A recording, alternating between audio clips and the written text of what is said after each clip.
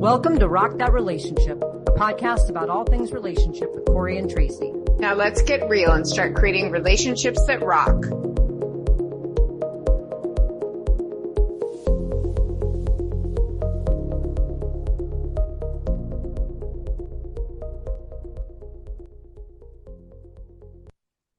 Welcome, everyone, to Rock That Relationship. We are here in season 6 talking all about relationships. And what a great topic, obviously, because we're a Rock That Relationship. But today we are going to be talking with an intimacy expert, Julie Hall, who is a licensed marriage and family therapist, who is going to shed some insight on intimacy in relationships. What is it, building it, fostering it, and what to do if it maybe disappears. So I'm going to turn it over to Julie. Welcome so much, and thank you for being on the show.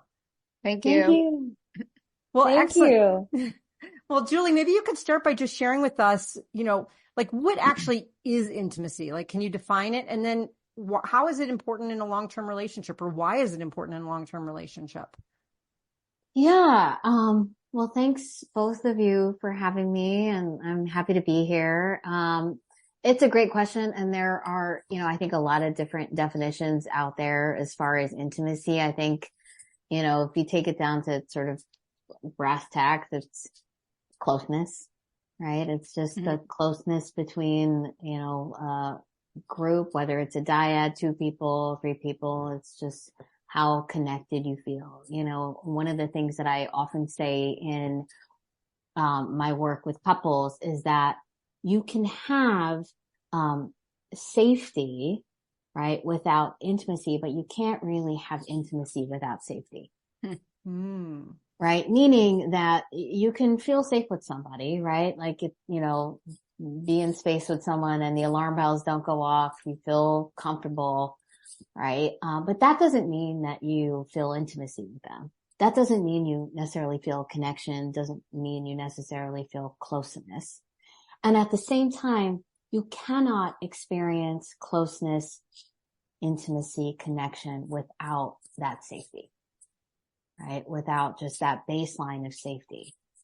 So I just think that's important, because oftentimes couples come to me and, one partner is frustrated that, the other partner isn't connected to them. And at the same time, they're missing a lot of safety components. So we'll probably get there. But I think, again, at the highest level, it's really just, how close you feel to someone, how connected you feel. And that's not just sexual, right? I mean, we're talking about like actual feelings and being able to talk to the other person and be vulnerable with that person. That's exactly right. That's exactly right. It's certainly not just, like a physical sexual connection. It's the emotional connection.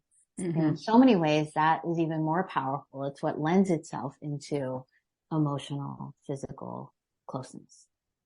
And this is a big question, but like afraid of intimacy. So there's a lot of people who are afraid of intimacy. And why do you think that is?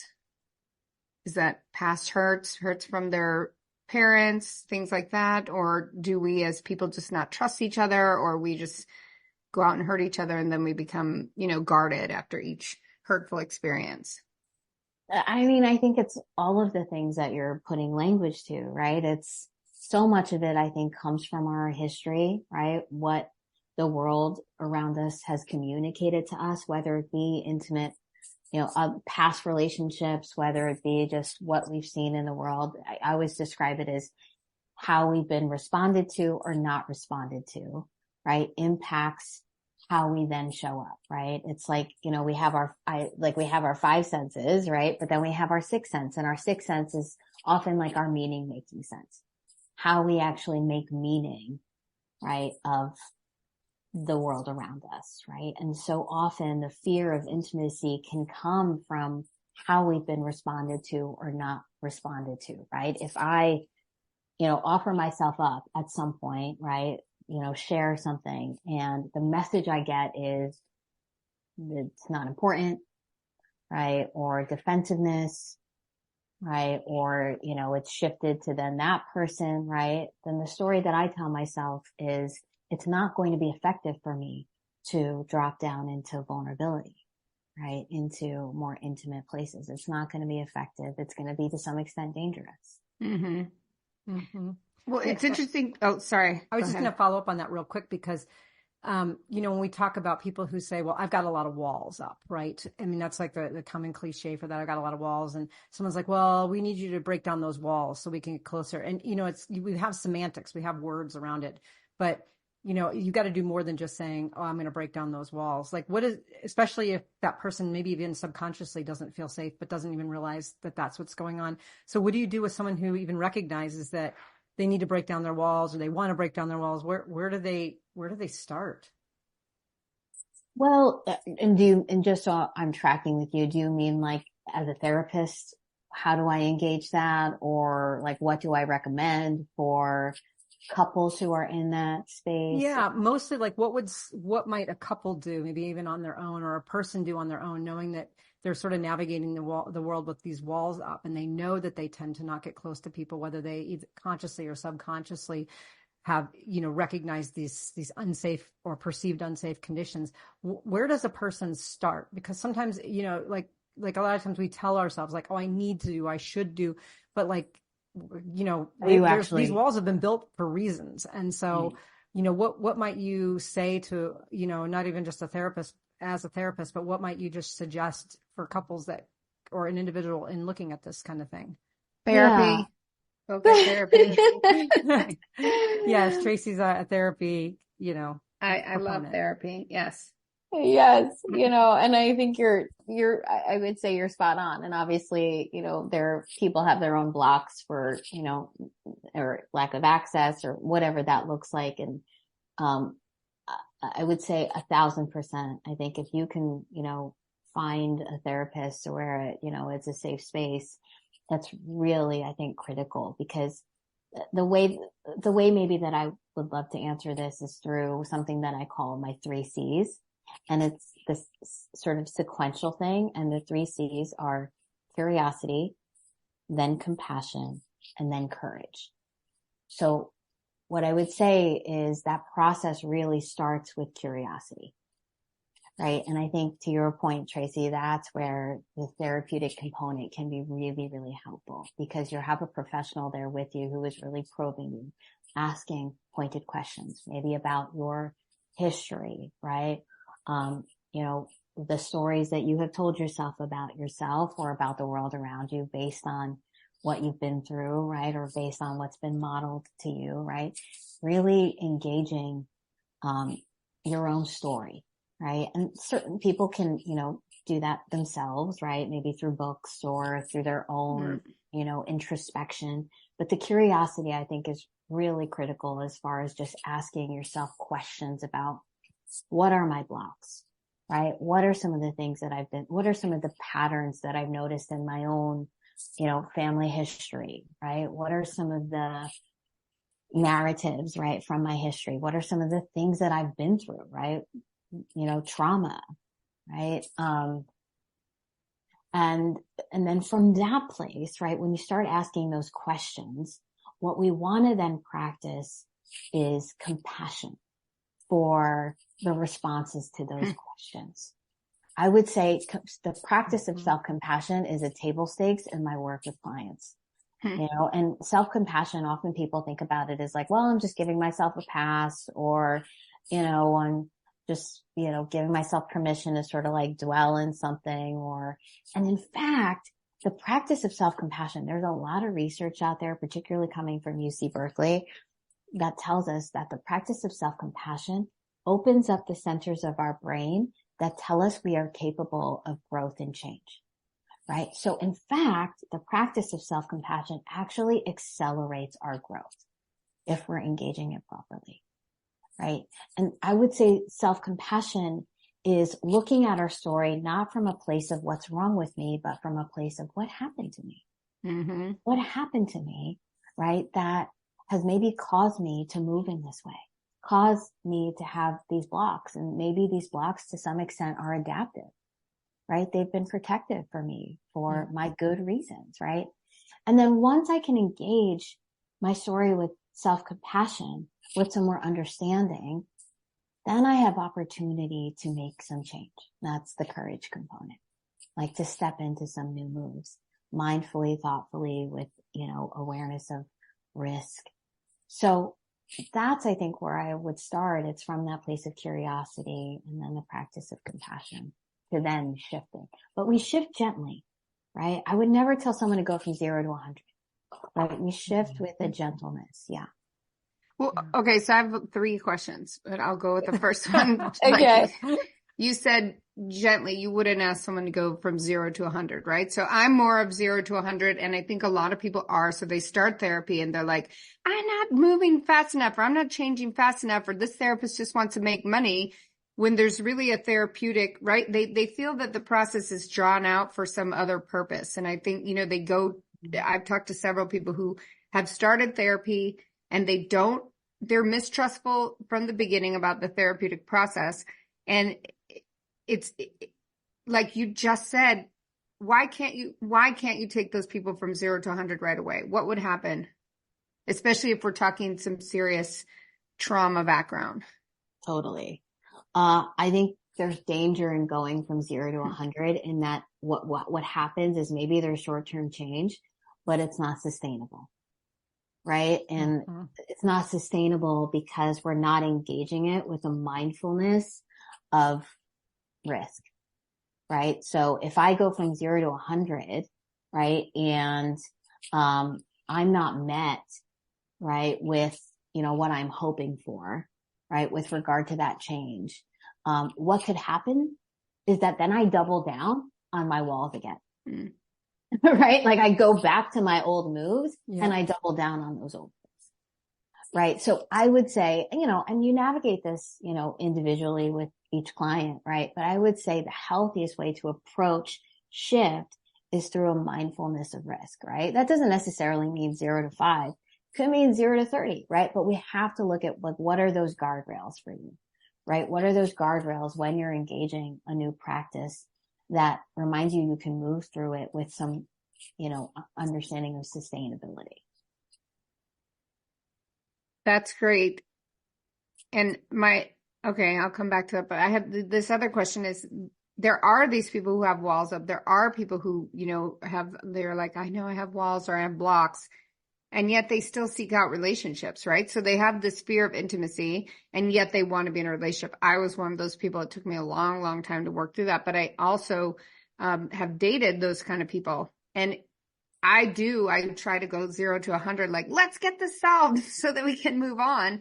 Right. And I think what happens then is like a backlash almost, or, I dated someone who was like, well, if I start therapy, then I'm going to be in the fetal position and I'm not going to be able to even recover. Right. So it's this fear of like even opening up, but then when you do open up, that these memories or whatever is going to engulf you, and then do people have a backlash to them? Then they, like you said, they put up more walls. I mean, they're clearly drawn to be in relationship, right? But then they get in them, and this is causing, I think, so many people's problems, right? Yes, I think that's exactly right. I think we all have this longing, for, relationship. Like it's almost like we are built that way. Like we're built for connection, right? And also, I would say we heal in relationship, right? Healing happens through positive relational experience. I would say one of the most powerful experiences in the therapeutic space is non-judgment, is what it means to be received with non-judgment, right? When someone can hold space for you, right, without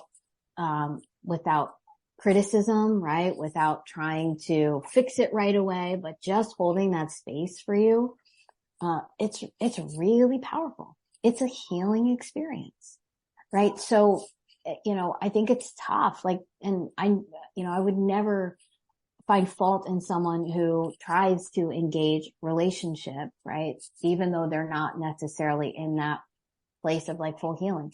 Frankly, none of us are, right? I would say we're all on some journey, right? Of, and it's a continual process, right? I always describe it as unlearning and learning, unlearning and learning, right? So yeah, it's tough. It's not easy. Relationships are hard, and they can also be incredibly beautiful. I love your answers for these, because you're talking about creating this like space, this that as the person. So in a relationship, you think about maybe I'm the person who's coming in and I don't have any recognizable intimacy issues, or at least anything that I'm thinking about on the forefront.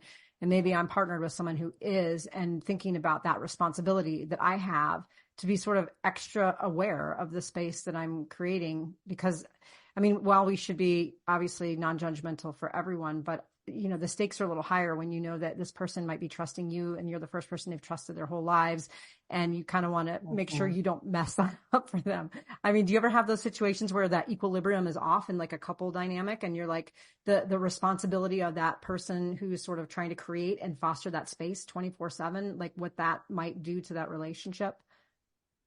I do. I think it's all about a relationship isn't necessarily about this person or that person. It's about the space in between us.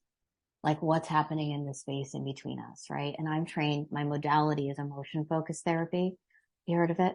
If I could just share about it at like the highest level, like emotion focused therapy is a modality of therapy where first what we're trying to understand, both of us in the relationship, we're trying to understand our triggers. The things that happen outside of us that's sending a message from our brain to our nervous system that's telling us we're under some kind of threat. Could be anything. Could be a tone, could be something that's said, could be a behavior, right? A facial expression. Facial expressions trigger me. Okay. Blank face. Yeah. Yes. It could be a facial expression, right? And that trigger, right? Like I said, it sends this message to our bodies that we're under some kind of threat. I generally say it's a threat to either our feelings of safety, our feelings of love, and our feelings of belonging. Anytime we experience, and again, it could be real threat or a perception of threat. Oftentimes it's perception of threat. Mm-hmm. And where we are in our lives right now, it's often a perception of threat. But the body does not distinguish between perception of threat and real threat. Sometimes it feels like that's like facial expression, the way that you described that, Tracy. It's as if I saw a bear like on a hike. Like my body reacts in the same way. And that's threat response behavior, right? So we've all heard of fight or flight, right? Those are very common experiences of threat response behavior. There's also fawn, which is people pleasing, or freeze, which is I just kind of go blank, right? Or like numbing out behaviors. Any of those are threat response behaviors. And it's really important, I think, for us in the relational experience to understand what are my triggers at a high level. What are my general threat response behaviors? And how do my threat response behaviors activate in my partner their threat response behaviors? Yeah. So for example, if I'm typically fight, like that's my threat response behavior, and fight could look like I get defensive, sarcastic, hostile, rage, retaliatory. What it can often activate in the partner is their own maybe flight. Mm-hmm. So like we call it, like one person is often the pursuer and then the other person is the withdrawer. Like the more you try to pursue me, the more I'm going to retreat. And the more you retreat, the more I'm going to double down on my pursuit. But the more I double down on my pursuit, the more the other person wants to retreat, right? And so on and on we can go in these cycles, right? We call it like negative interaction cycles, right? So I think it's really important that we have and build awareness around what are my triggers, what are my threat response behaviors, and what is the underlying threat that I so often can feel. Like so often, go ahead, you're going to ask a question? Well, I was just going to say that this is not a nice or therapeutic way to say it, but it's what people always just say. Well, you just have to meet someone who's crazy matches your crazy, right? So that's a rude way to say it. But what they're saying really in essence is, are your triggers, are you able to handle each other's triggers, right? And if rather than saying that in that rude way, like an understanding that you don't have to match someone else's triggers, you can work towards a better way. Like you both can have your triggers, you can come into the relationship with your triggers, and then you can work together to try and figure out a different response when those come up, right? So absolutely. I think a lot of relationships wouldn't fail if people understood that. basic. 100%. And one thing I always say is it just takes one person to elevate. If one person in the system, when you're in the throes of a negative interaction cycle, can sort of step out and say, whoa, what's happening here? Right? Or recognize that you are in fact in a cycle, right? That it's in fact not you versus me. It's us versus the cycle that we get into, right? That really lends itself to opportunity to shift the whole dynamic, right? But what we, I think, try to do in emotion-focused therapy is drop people down to more vulnerable conversations. So rather than when we're in conflict, we're talking to each other from like our threat responses, what's actually happening underneath that kind of line of awareness, right? Like, what is the actual threat that's coming up for me, right? Like I describe it, if I could, I describe it like, when I experience a trigger, any kind of trigger, it's as if like someone put a t-shirt on me. Okay. And the t-shirt says something like this: I am blank. Like, and the I am statement sounds like I am unlovable. I am unworthy of love. I am rejected. I am not good enough. I am a failure. I am alone. Right?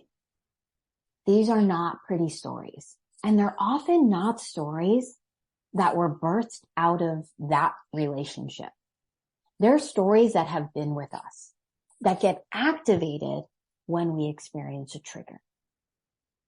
Right?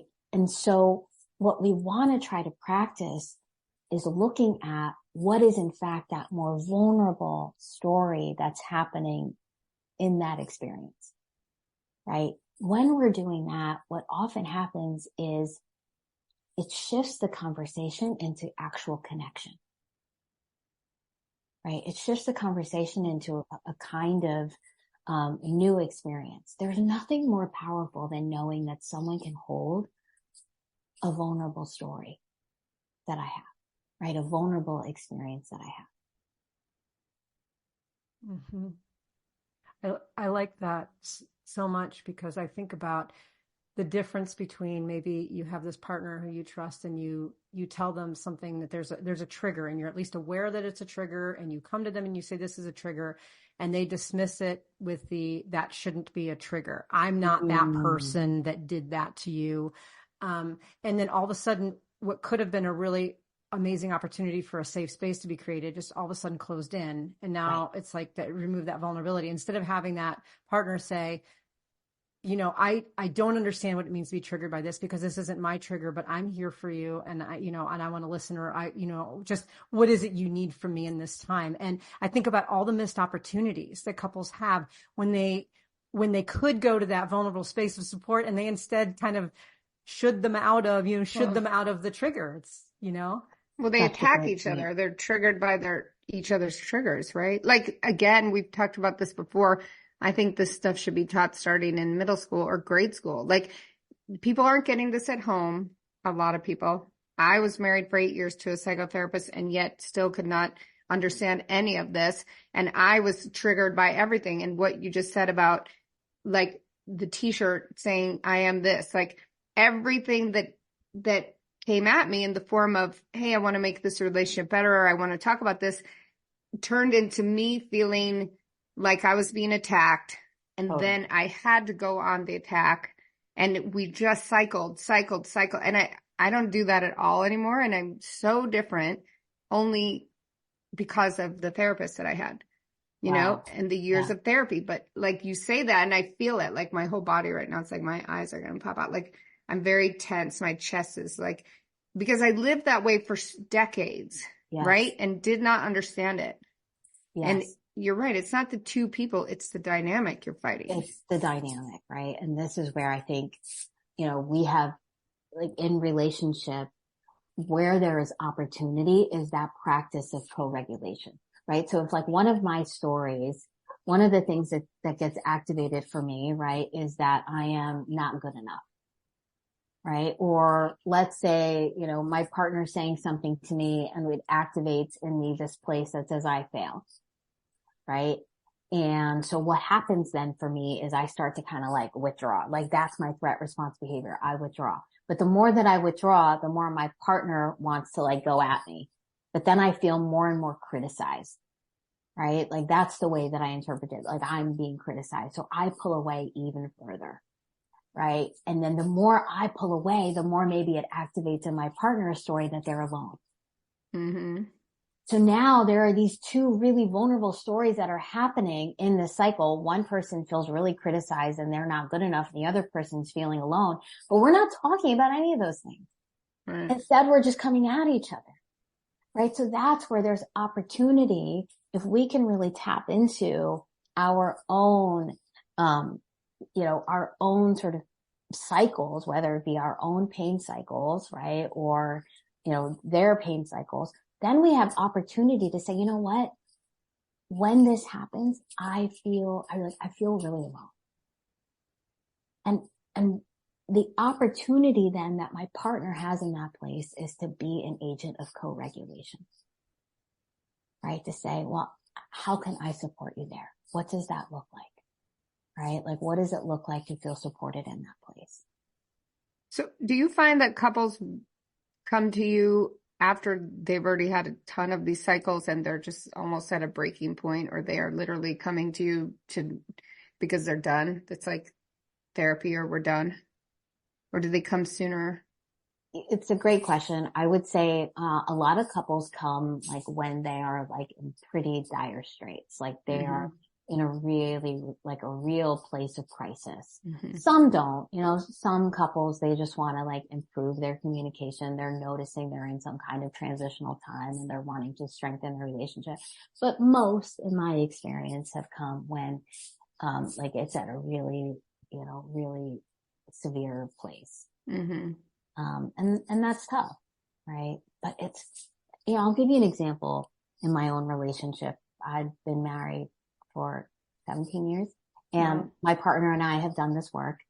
And I remember one distinct incident where my threat response behavior is fight and my partner's is flight. And so we were kind of in that dynamic and I was, like getting heated about something. And he paused and he said, I know when your tone goes up like that, it's usually because you're scared about something. And that was, for me, just like a record scratch moment. It's something about my partner noticing that disarmed me. And I had to pause and I said, and it just helped really shift the conversation because we had already done this work, right? As far as like this, these are the things that activate me. This is my threat response behavior. Generally, this is the threat that I'm feeling when I show up in that kind of behavior. And he was able to tap into it. So that's why I always say it just takes one of us in the partner dynamic to elevate, right? For us to kind of shift. And that's intimacy, right? I think there's nothing more beautiful than feeling held in those spaces of vulnerability. And for someone to recognize that he recognized, right? He recognized in you, which made you felt seen and heard, right? That's right. Right. When someone can see me beyond what I'm exhibiting, right?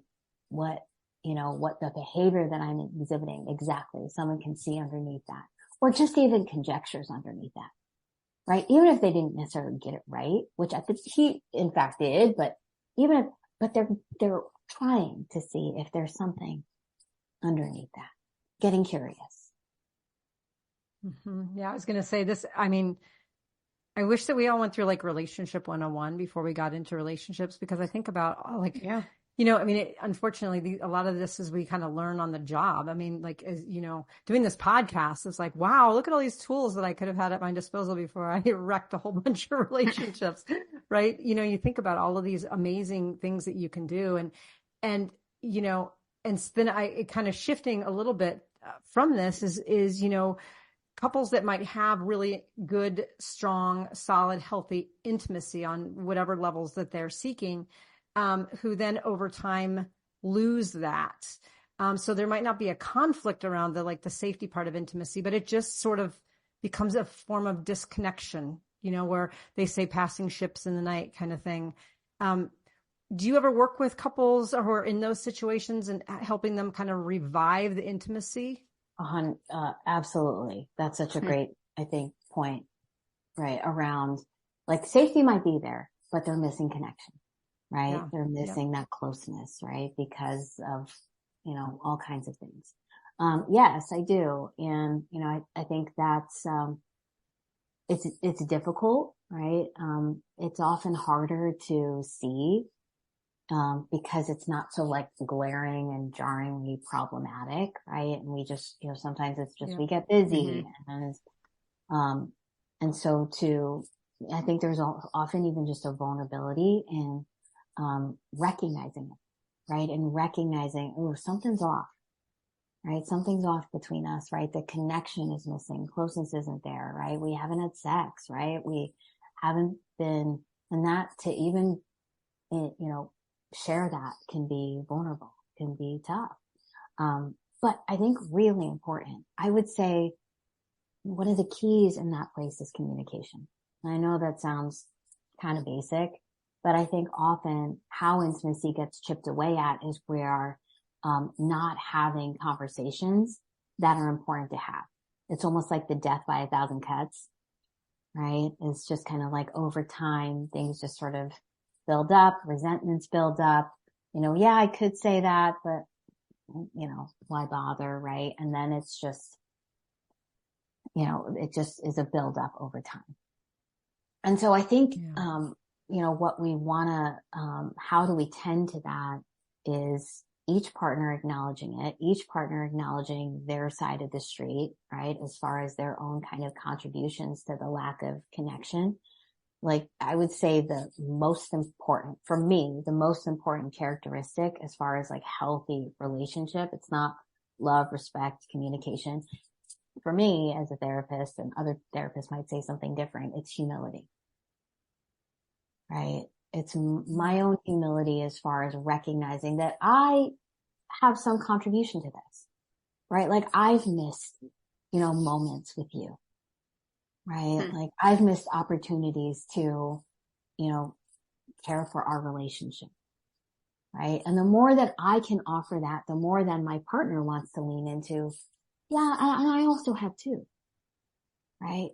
The more that I can express how I've engaged in lack of connection, the safer it makes the space for my partner to say, yeah, I've contributed to it too. And then we start to build, like, what does it look like to, you know, feel connected, right? In this season of your life, it could look different than maybe your relationship 10 years ago.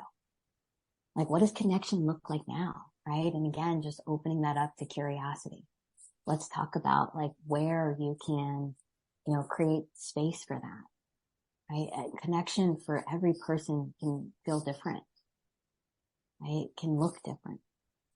Well, we always talk about this on the podcast, how different Corey and I are, right? We come from different perspectives. So she always addresses the like, okay, what if people kind of drift apart? But I have a trauma history of my own. So complex PTSD, much more volatile stuff, right? And so when we're talking about you, I know you specialize with people with trauma history. So people with trauma histories, and attachment issues from those trauma histories, are they capable of changing that? Are they capable of working within a relationship, you know, to heal that stuff or to heal themselves so that they can be in a relationship? Because those things create a lot of volatility.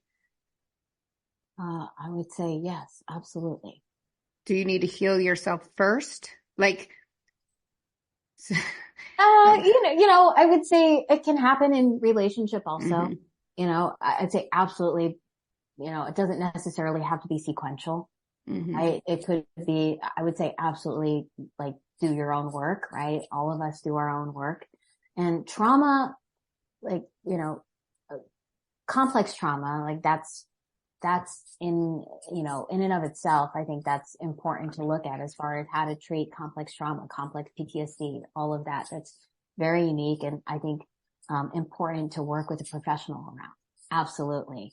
And it could be in the space of relationship, but just again, offering that, self-disclosure to your partner as far as like, this is what I'm working on, right? And you want a partner who, has the capacity to hold that, to move through that with you. And then there's trauma. And there's a definition of trauma that I have found to be sort of like more all-encompassing, which is trauma is anything that happened to us that was either too much too fast, too much too long, or not enough too long, where we did not receive adequate support or resourcing. Anything that happened to us that was too much too fast, too much too long, or not enough too long, right? Where we just didn't receive the resourcing that we need. And a lot of us can identify, I think, with that definition, right? So I say that only because it's important for all of us, I think, to recognize where things like that have happened in our own lives. Could be one significant event. It could be, something that wasn't necessarily as significant, but over time, the pattern of that same thing happening, right, causes this kind of impact on how I see myself and how I see the world around me. So it behooves all of us, I think, to engage in the healing of our own traumatic experiences. Again, it can be, and I think, and again, other therapists might say something different. I think it can happen in the space of relationship as long as we are being really intentional about communication with our partners, right? And we are with partners who have that capacity and who, are agents of safety for us. Mm-hmm. I totally agree. And I think, there's a space for being in your own therapy and in couples therapy at the same time. Or, that's been for me really beneficial. There's so much I didn't understand without doing individual therapy, And some things are, I think just some things are, I think better served for us in individual therapy, right? To engage in the individual therapy space, right? Just to like really give ourselves permission to go in the deep dive and not have to utilize, any of our energy to like notice, okay, how's my partner feeling about this thing I just said, right? Like this is just between me and, the safe space that I'm building with my therapist. Yeah. Mm-hmm. Well, I want to ask you a question because I know, as Tracy mentioned, we are completely different in our experiences, our perspectives, just how we navigate the world, which is why people listen to this because they're like, oh my goodness, every time they're like, they go down one road with Tracy, then they go down one road with me and they're like, whoa, so many options. But we do agree on some of the, obviously the more fundamental things, therapeutic approaches and, kind of self-awareness. We're on to those pages, but we show up in life very differently.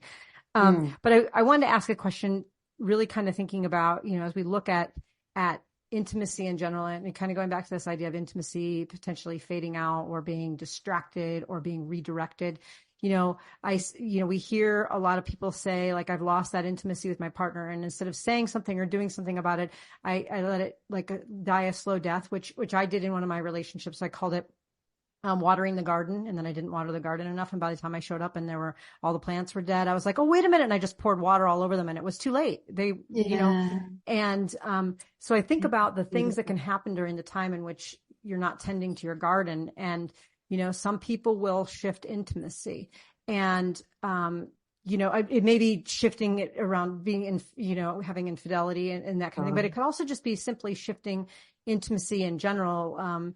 Like feeling disconnected from your partner. So you tell your best friend or your coworker all the really important stuff. And then by the time you process through it, you don't even need to bring it up with your partner. And you create these kind of survival mechanisms that in essence, you feel like you're getting your garden watered, but you're sort of watering a different garden at that point in time. And so it doesn't always have to be cheating, but do you have any thoughts on this kind of like this displaced intimacy that happens when we feel like we lack it with our intimate partners? I think that is absolutely something that can happen. It happens more commonly than not, frankly, especially with access to social media. I found like people connecting with high school sweethearts, right? Or, like just sort of developing what we would describe therapeutically as competing attachments, right? Or they're finding connections with, people at work. And so that is absolutely something that can happen. I mean, how do you tend to that? I would say the most important thing for us to really practice is intimacy with self. Like really developing an understanding of what's happening for me in these places, right? What am I thinking? What do I feel? Right? What am I feeling? What do I need? What do I think? What do I need? What do I feel? The more that I can develop an intimacy with myself, right? The more opportunity I have to share with my partner, hey, something's missing here, right? Hey, something's lacking here. Hey, we need to talk about this, right? The practice of intimacy with self is also like a groundedness, right? The more grounded I am in like my own experience or where I am, the safer that I feel to share it. So you're saying like when you say intimacy with self, checking in yourself, why am I feeling this way? Why am I, reacting this way? Like understanding yourself. Is that what you're saying? Yeah, basically. Yeah. Right. I'd say that's the most important relationship, right? Is our relationship with ourselves, right? What does it, Brené Brown, you guys are, I'm sure, feeling, right? She always says it's this practice of not betraying myself. Like, what does it look like for me to not betray myself? Right? The competing attachments that I build, I would say there's no, I hate to make big blanket statements, but I'm not seeing where it does not chip away at my most proximate, intimate relationship. Right? It does. I've not seen a case where it doesn't chip away at my most proximate relationship. Right? And so then what does it mean for me to recognize that? Like what does, and put language to, what it looks like to water this garden, right? This relationship.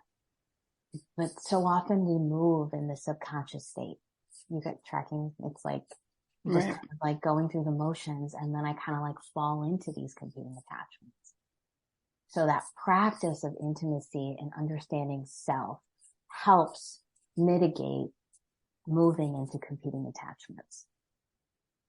And being able to ask that person what they need, right? What does that mean to them, right? So being able to articulate it for yourself, what does it mean that you're being intimate with me, or that we are being intimate? And what does that mean to you, the other person, so that we can get on the same page, right?